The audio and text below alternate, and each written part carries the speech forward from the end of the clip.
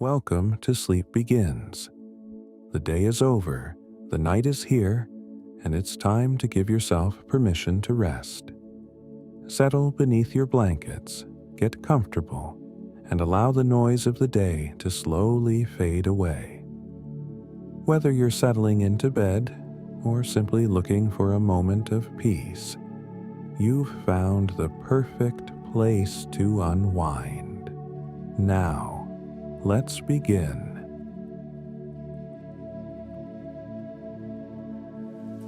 It is late in the evening in Philadelphia in the year 1750, and the streets outside have gone still. A soft rain fell earlier, and the cobblestones still hold a faint shine under the lamplight. Inside a narrow brick building on Market Street, a single window glows warm and gold. This is the print shop of Benjamin Franklin, and though the rest of the city has begun to settle into sleep, here, just for a little while longer, there's still a gentle kind of work being done. The shop smells of ink and paper, of warm wood and melted candle wax. It is a smell that has soaked into the walls over many years, soft and familiar, like an old coat. Shelves line the walls, filled with neatly stacked paper, wooden trays of type, and a few worn leather-bound books. A black iron stove sits in the corner, its coals glowing low and orange, filling the room with a gentle heat that makes the whole space feel like a small pocket of warmth carved out of the cool autumn night. Benjamin sits at his large wooden desk near the window, a candle burning steadily beside him. He is not a young man anymore, and there is a calm slowness to the way he moves now, an ease that comes from a long day well spent. His sleeves are rolled to the elbow, his fingers faintly stained with ink, the kind of stain that never fully washes away and that he has long since stopped minding. Tonight, he is not writing anything urgent. There is no deadline pressing on him, no crowd waiting outside his door. Tonight is simply for finishing small, unhurried things before the day closes.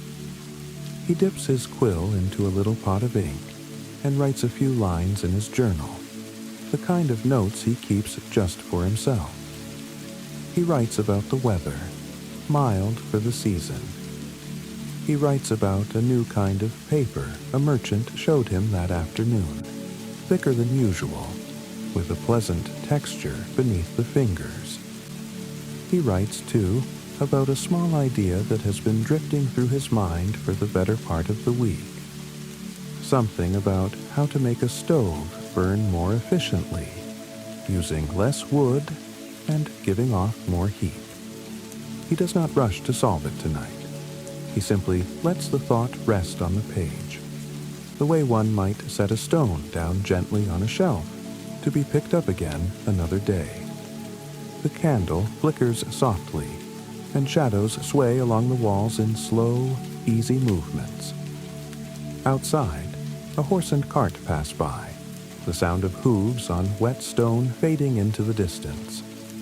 Somewhere farther off, a church bell rings the hour, low and round, its sound rolling out over the rooftops before dissolving into silence.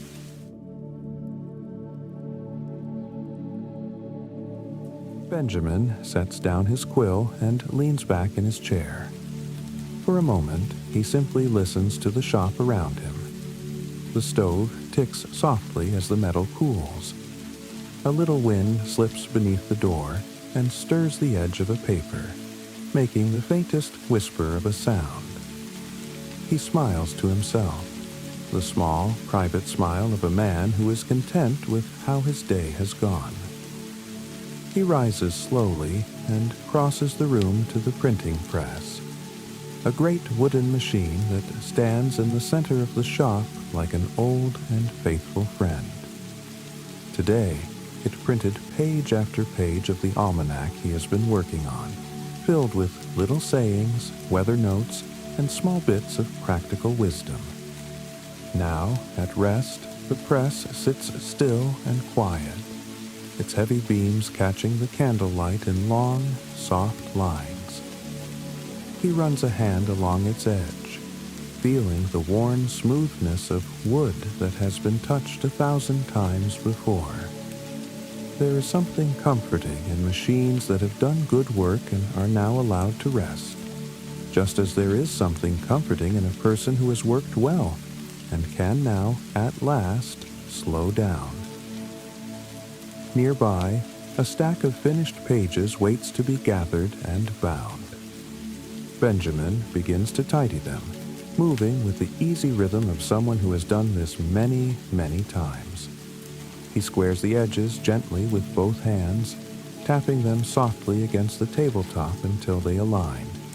A small, satisfying sound, paper against wood, over and over, steady as a heartbeat.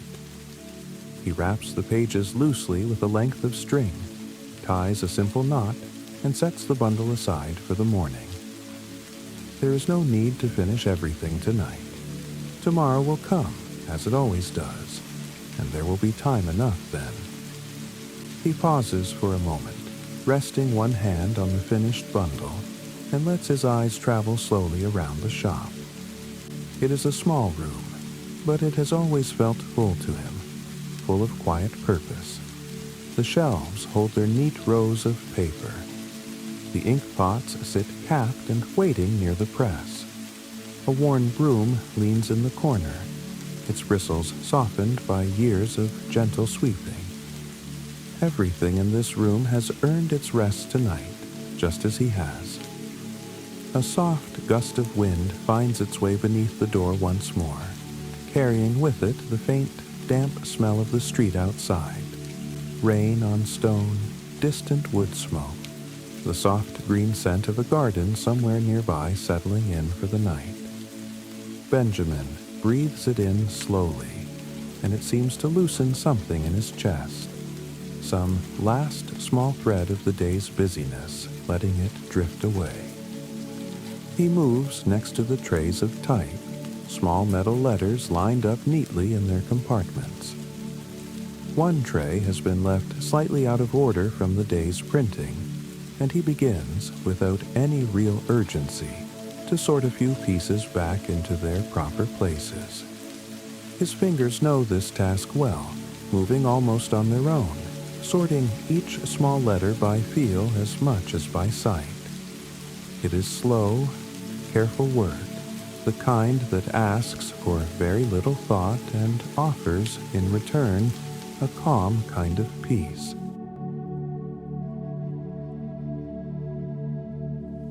As he works, his mind wanders gently, the way it often does in these last hours of the evening. He thinks of his younger years, learning this very trade from his brother, standing at a press much like this one, hands clumsy and unsure at first, gradually growing steady with practice. He thinks of how many pages have passed beneath his hands since then, how many small stories and small facts have traveled out from this very room into the wider world. Outside, the rain begins again, soft and light, tapping gently against the window glass. Benjamin glances up at the sound and smiles.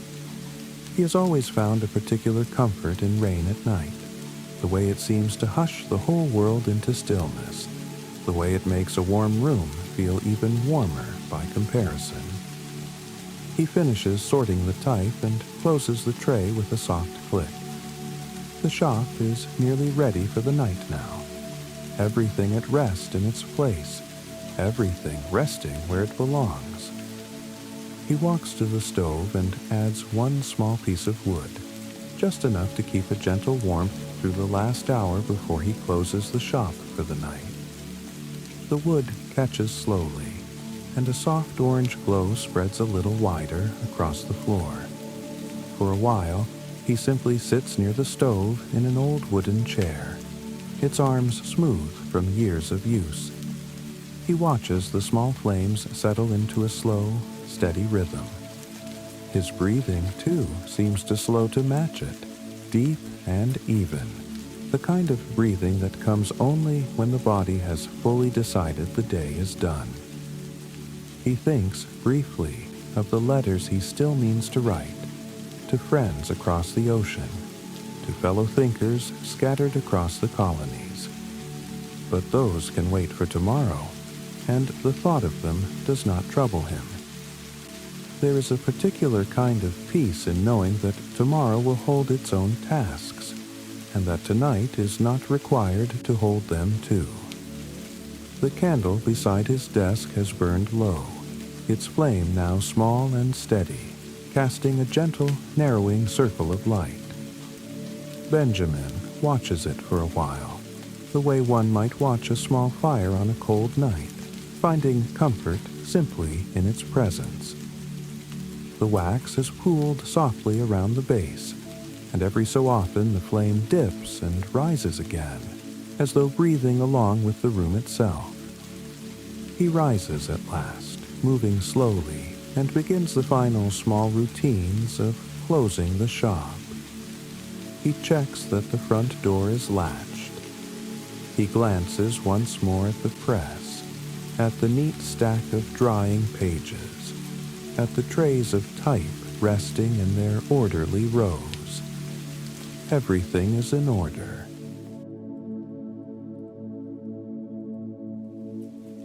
He tidies his desk last of all, setting his quill down beside the ink pot, closing his journal and squaring a few loose papers into a small, even pile. It is a simple habit, but a comforting one. The sort of small order that makes a room feel ready to be left for the night, and ready, too, to be returned to in the morning. He walks to the window and looks out at the street for a moment. The rain has softened further, now barely more than a mist, and the lamplight outside glows in soft, blurred halos. A cat crosses the street unbothered, pausing once to look up at the lit window before continuing on its way, disappearing into the dark of an alley. Benjamin turns from the window and moves toward the small back room where a simple bed awaits him, tucked beneath a sloped wooden ceiling. The room is plain, holding only a bed, a chair, and a small table with a single unlit candle upon it. It asks for nothing more. He sits at the edge of the bed and removes his shoes, setting them neatly side by side upon the floor. He loosens his collar and lets his shoulders fall, feeling the last small tension of the day ease quietly out of them. Before lying down, he glances once more toward the front of the shop, where the last candle still burns low upon his desk. He allows himself one final thought, simple and unhurried, that today's work was enough, that tomorrow will bring its own small tasks, and that for now there's nothing left to do but rest. He leans over and blows out the small candle by his bedside. The room settles into a soft darkness, broken only by the faint glow drifting in from the front room, where the stove still holds its low and steady warmth. He lies back against the pillow, and the sounds of the night settle around him. Soft rain against the window, the occasional creak of the old wooden building as it cools, the distant murmur of the city easing into sleep. His breathing grows slow and even. His thoughts, once quick and full of ideas, begin to drift, softening at the edges, the way thoughts do just before sleep arrives, soft and slow, one drifting quietly into the next. Somewhere in that drifting, he thinks he can still hear the faint tap of rain, the low tick of the cooling stove, and beneath it all, a calm, easy feeling that the day has been a good one. The last candle in the front room burns down to nothing, and the shop falls into a soft, complete darkness. Outside, the rain continues its steady patter against the street, calm and even, like a small, unending lullaby over the sleeping city.